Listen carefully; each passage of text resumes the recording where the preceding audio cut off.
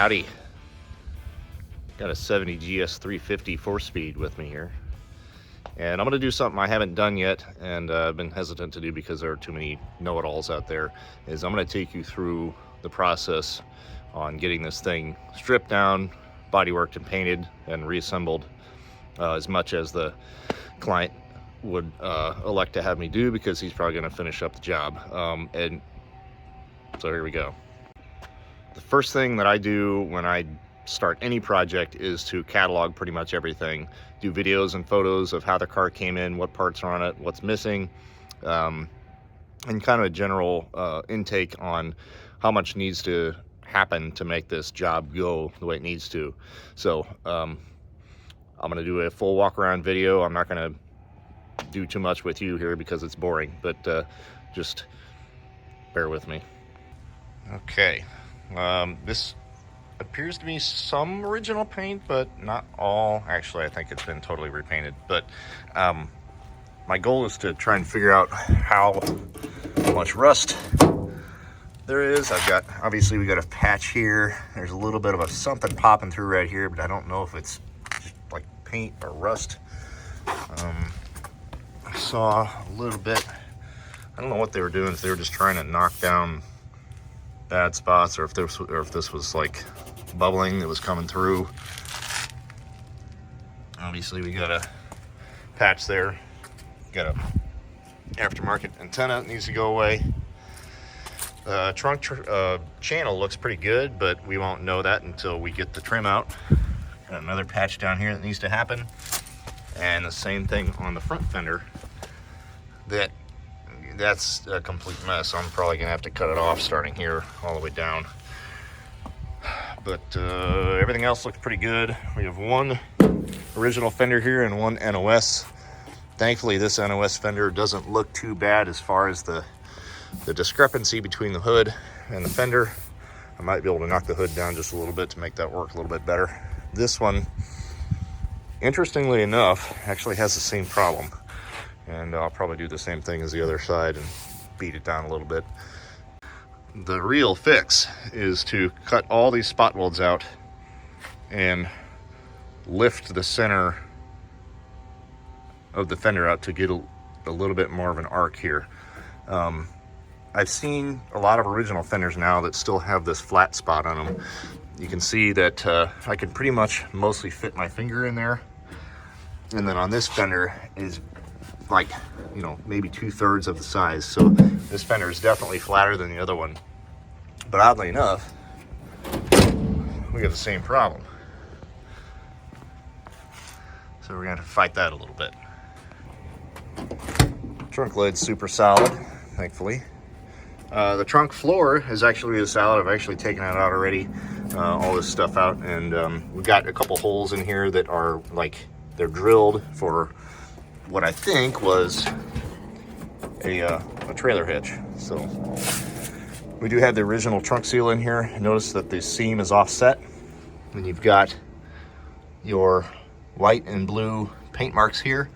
Now, some people will say that those marks are supposed to be centered so that your thing will be offset here. So what I'm seeing is right now it looks like it's right on the money with each other.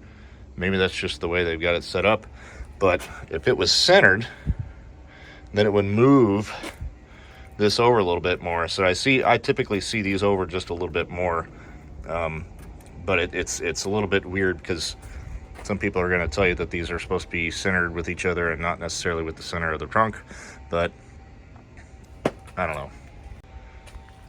Interior isn't terrible. It'd be okay for a driver if you wanted to clean it up, but we're stripping everything out of here. Non-console, 4-speed, 350 car. I am going to pull the entire dash cluster out. He wants to have that replaced or restored, and headliner's got to come out. It's all fallen down. The rear package tray has been cut for speakers, so that's got to be replaced. And then the back seat actually looks pretty good, but that's not part of my scope, so I'm going to leave it. Door panels have replacements in the trunk, as you might have seen when I opened it. And he's also got rear replacements and covers for the ashtray wells. Yeah, body color dog dishes, pretty cool. Look at those tires. Those are awesome. Without getting too far into the car, it's a solid car. Just got a lot of undercoating flaking off the frame rails, which might be a little bit of a struggle to get clean. I'm not going to take this car off the frame. We're just going to do it body on, and we'll clean up the bottom side as best we can. We're going to do a clean up on the front clip, but I'm not replacing any front suspension. We're just cleaning up the best we can, painting the frame rails, and that's what we're going to do. So the next step is to start disassembly. So my goal today is pretty much to get all of the trim and everything that needs to be plated off the car so I can get it out ASAP. And so I'm not waiting months for things to get done at plating shops and whatnot. So I've been there, done that. Last year I had to wait for a 66 Wildcat pair of bumpers to get done, and I was waiting. I think I had the car done in October. They didn't get done till February, and I gave them to them in June. So I thought I had enough time, but there's never enough time. So first thing you do, get all the trim off, get everything sent out that you need to get sent out so you can have it back in time to get the car back together.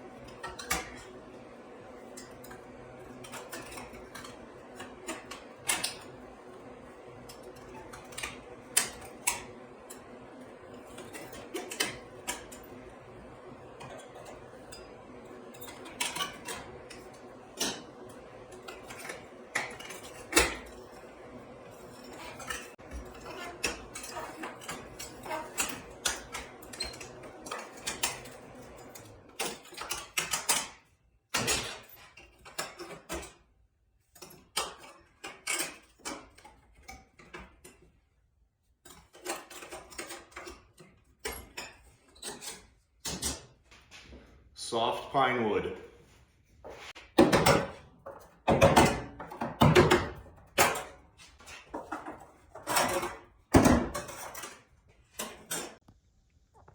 Okay, in an older video that I had, I posted on how to remove this stainless, and also another video on how to reinstall it. So I want to rehash that again. I need to take this stuff off to really get to that, because I need to kind of push that off. No prying with can openers or anything like that, or screwdrivers. You'll ruin the tips or the edges of this trim. So let's get this weather stripping off, rip the weather stripping out, and there are screws that hold this rail in.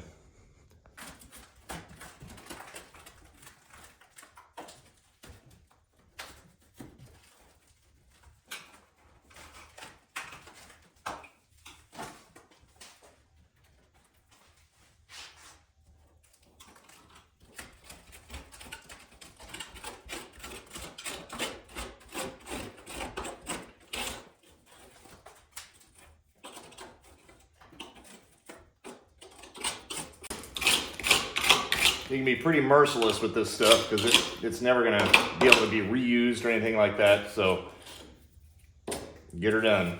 But down at the bottom here, there are a few little thumb, not tacks, but they're little pins, clips, whatever you want to call them, that push into holes, and they're like little Christmas tree things. I like to try to save those if I can, because it seems like half the ones I get in these kits are wrong.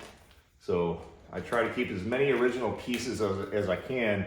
No matter if you think there's going to be a new one or you can get new ones and whatnot, originals always seem to have a better fit.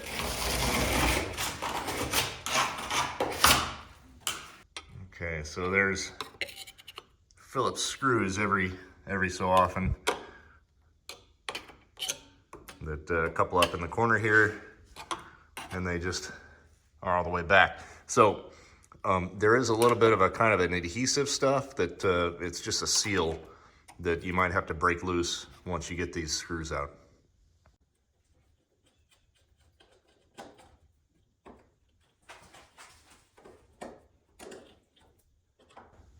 Every fastener or every set of fasteners that you take out of this car, bag and tag. And I've done it a couple of different ways. You can take and just use Sharpie straight on the bag, or put a piece of yellow tape or light tape on the bag itself and write on the tape what the part is, because if the bags get kicked around a lot, there's no screw there, then Sharpie has a tendency to kind of lose its sharpness, and it gets difficult to read. I'll show you a little example of that here once I get these all off.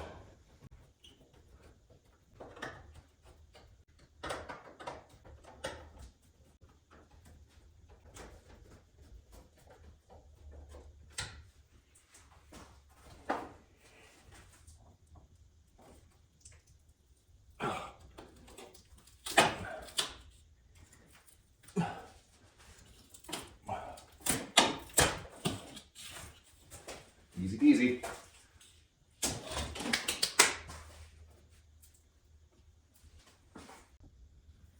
Okay, this should seem pretty remedial, but I'm going to go through it with you because been there, done that. You can write directly on these bags, but what tends to happen is that they catch and the bag kind of goes all over the place. So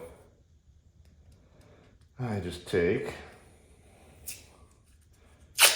piece of tape, rub it on there, and then ladle it with roof, rail, weather strip screws. And I'm going to put both sides in this bag because they're all the same screws. There's nothing different about them.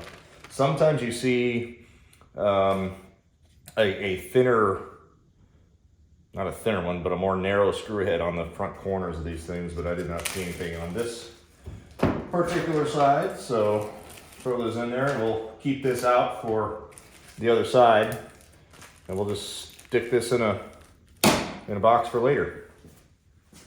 Okay, now the infamous drip rail molding. Just take an edge and kick it just on the back side of that, and it comes right out.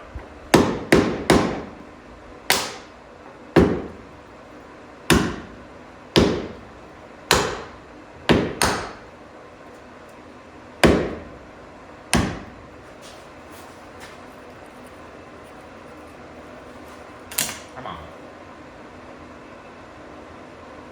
A lot of dents in these pieces of trim. Let me see if I can if I've got some better ones before I send them off to plating. These corner pieces are always a challenge.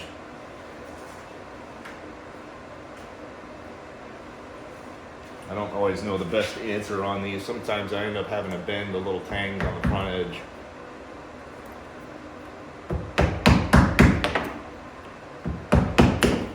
Come on.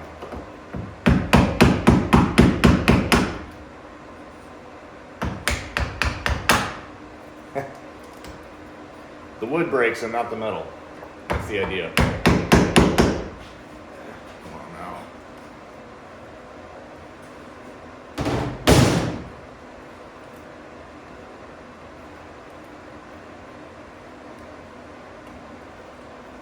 And I'll come back to it.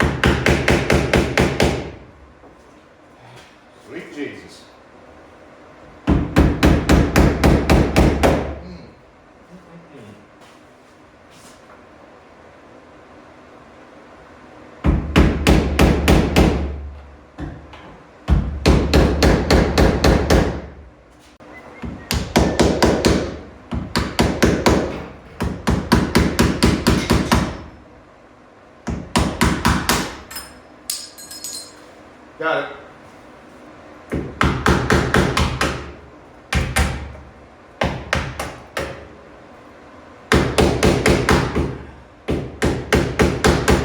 Oy vey. What is going on here?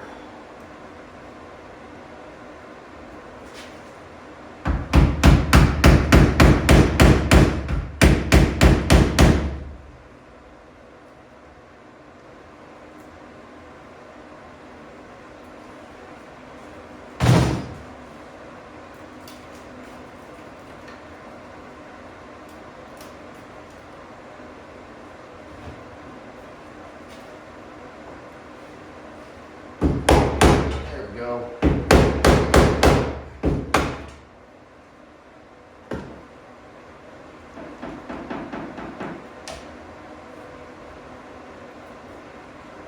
Boing.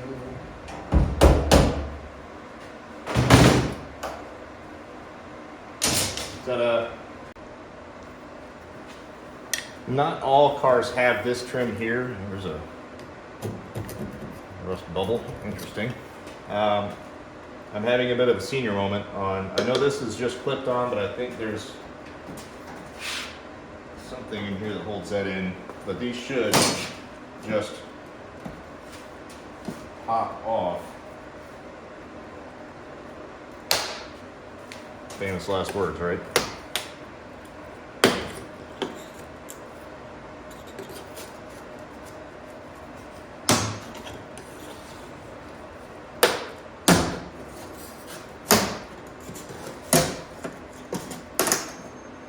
Okay, all right, so we've got one little clippy-do here.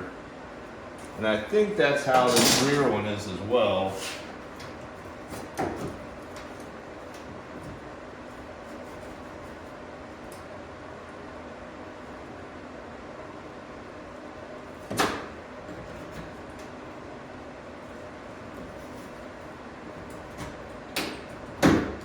Yep. Yeah, this actually has holes all the way back. It's not, doesn't have any of those plastic clips. Yep. Cool. Save these plastic clips. Put them in a bag, just like the other stuff. I'm going to start grabbing some stuff that is going to be phosphate or zinc plated. All of the hood latch linkage, the hole down here, the pivot, and the rods are all gray phosphate. This is going to be a yellow cat or gold cat or yellow whatever color. What else do we have here? That booster should be yellow cad, but he's already got one going to brakeboosters.com. Mike Gibbons out in California. He does a killer job on those. And then power steering pump. Let's see if I can get this thing out of here. Oh. Zip tied it.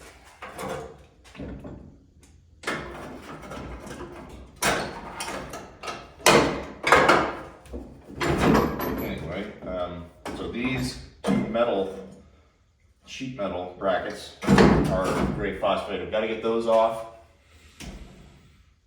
There's some other stuff on the engine that gets plated. I'm not going to worry about that because he's already got that taken care of.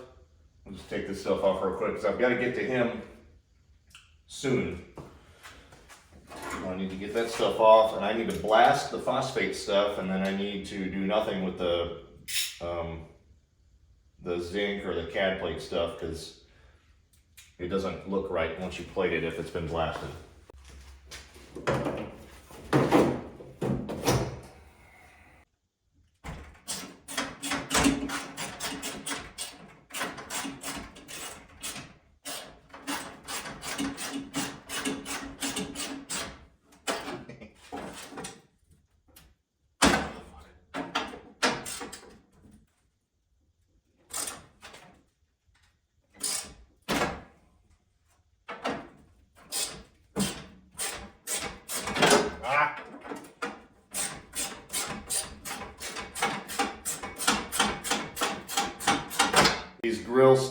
a tendency to spin out of the grill before they spin off the nuts. That's what this one's doing.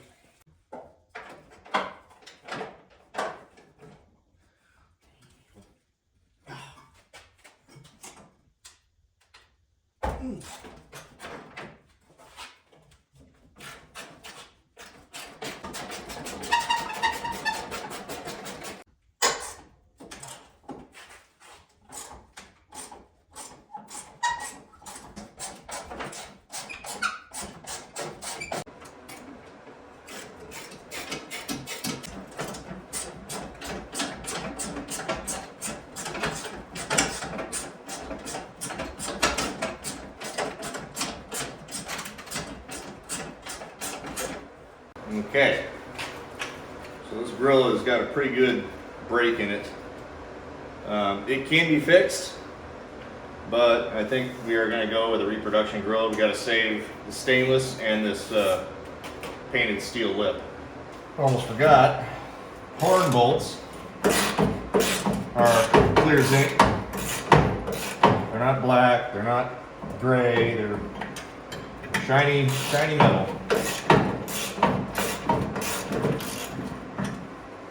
Typically, anything that has anything to do with a ground or electrical connection is going to have a shiny, like a clear zinc bolt on it. So you've got these, your headlight ground screws. Oh, what else is there? Your voltage regulator connection bolts, because it's got a ground strap there. Your trunk harness screw, but typically everything else is going to be like a black phosphate, dark gray. Hang off, and it's going to piss all over the floor. So all this stuff goes to plate. Those horns get put away.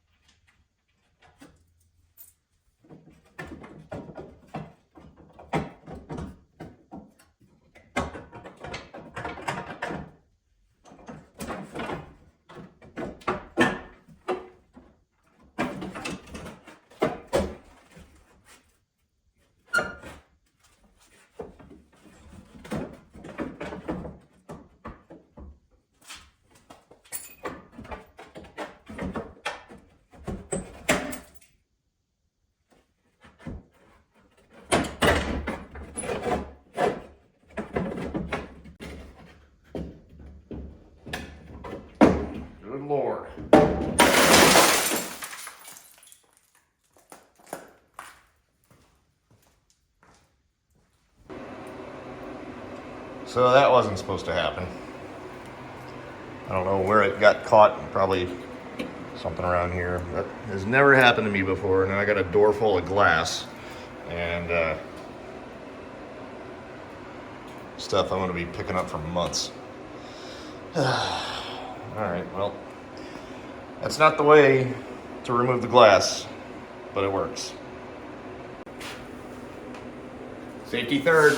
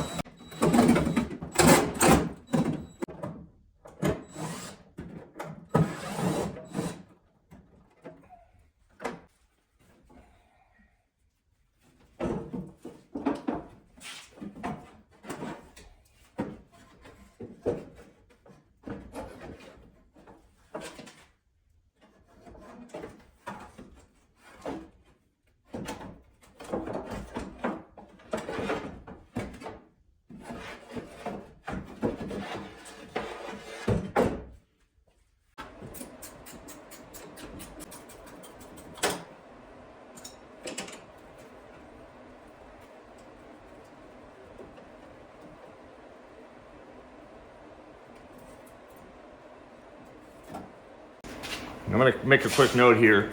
These door handles are going to get re-chromed because the reproductions suck. And this is how you take them apart. There's this little piece back here that kind of moves independently. I don't know if you can see this. Yeah, right. So, and it's going to kind of push down a little bit and twist out. So you're going to see the spring, everything come out. Make sure you save your little O-ring, take your spring with you, it comes off too. And these two pieces go to the re-chrome.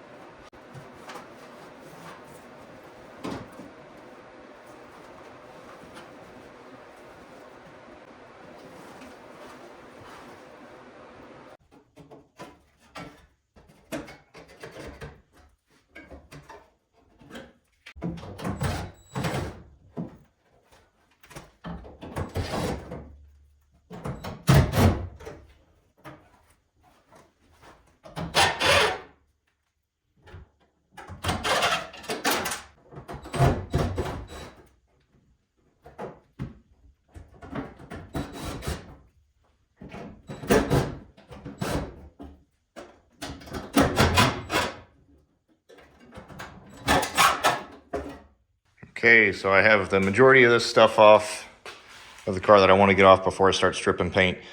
These pieces of trim here, in a factory style situation, I'd be able to get these off with it. Well, I can get them off, but they're riveted on, so I got to knock them off and fill the holes. Those are not factory. These GS emblems are attached from the inside, and I can't get to them until I pull the fender off. I can get those off, but that's no big deal. These I'm not going to worry about until I get the hood off. Same thing with these little pieces of trim here. And also the glass. I'm going to go ahead and cover the glass in the next installment of this this saga. You can watch me struggle with that. That should be fun. There's a couple little doodads I got to get off yet, but we're getting pretty close. I've got a lot of organizing to do, but that's pretty much going to do it for this installment. If you like this kind of thing, go ahead and hit the like button and subscribe and share it and do all that other fun stuff. So I will see you on the next episode. Thanks for watching.